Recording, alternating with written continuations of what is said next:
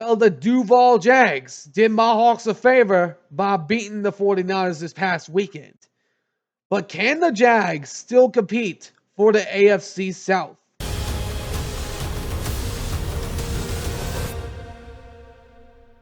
It's football time. Alrighty, what's going on, everyone? Welcome back to the All Around Sports Podcast, where sports are everything on this channel. I'm your host, Antonio. Today, we are talking about the Duval Jacksonville Jaguars. The Jaguars, of course, won last week against the San Francisco 49ers. Big thank you, by the way. Forcing 4 turnovers on Brock Purdy, while Trevor Lawrence didn't even have a single interception thrown or a fumble the entire game. The Jaguars now get neck and neck with the Colts after the Colts lost their first game of the year to the LA Rams. Now the standings have changed a little bit as the Colts still remain at number 1. The Jaguars are right behind them at 2, and the Texans are right behind at 3, with, of course, their first win coming against the Tennessee Titans. But the question is, can the Jaguars compete for the AFC South?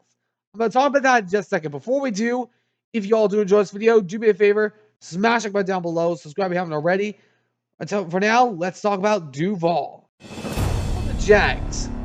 I do believe there's some potential that they could win the AFC South, because the Texans are not that great right now. They did get a win, but of course the Jacksonville Jaguars just beat them a few weeks ago.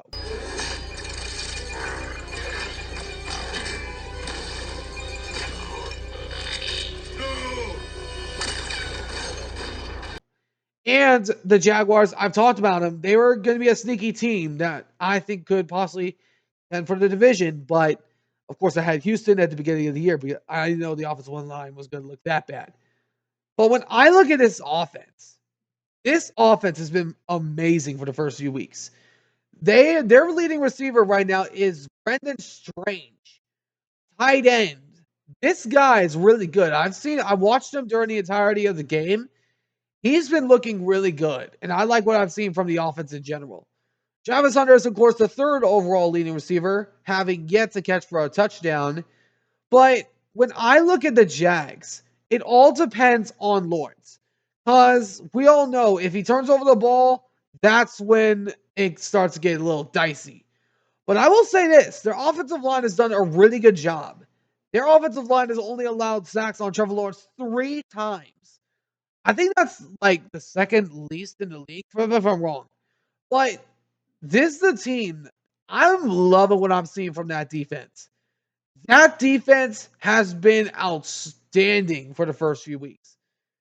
This team has just been absolutely outstanding.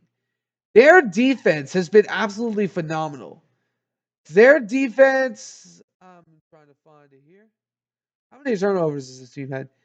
So in total, they have had only 9 interceptions picked off, while Trevor Lawrence has only thrown the ball 4 times. I'm going to say this. This defense is looking legit, y'all. This defense is looking really good. Because the Jaguars, I've said that they have grown a team that can be a really legitimate threat in this division. Because the Texans are right now vulnerable. The Colts are looking like your only threat in your division right now. And other than that, the Titans will be the Titans. But I do believe that the Jaguars can compete for the AFC South, because it's right now just the Colts and the Jaguars in this division right now. But let me know in the comments what you guys think. Do you guys think the Jaguars can contend for the AFC South? Let me know in the comments what you guys think down below. Anyways, I hope you guys enjoyed. If you did, do me a favor, smash the button down below, subscribe if you haven't already.